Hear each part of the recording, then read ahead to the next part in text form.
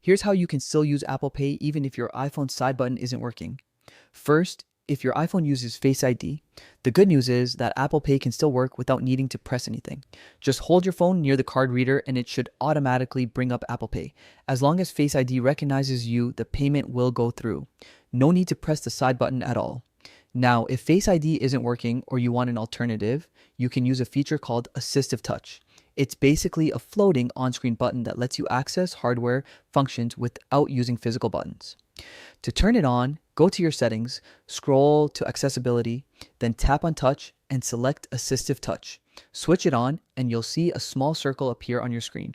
You can tap that circle, go to device, then more, and choose Apple Pay from the list. If Apple Pay isn't listed there, you can customize the Assistive Touch menu to add it.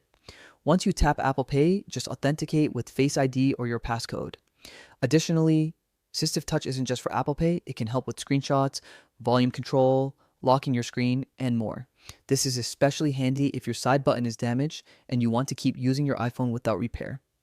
You can also assign Apple Pay as a shortcut for quick access, so the next time you're at a store, it's just a tap away.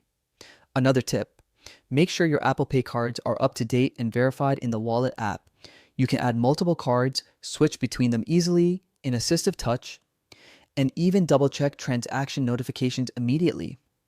This way, using Apple Pay remains fast, secure, and fully functional even without your side button.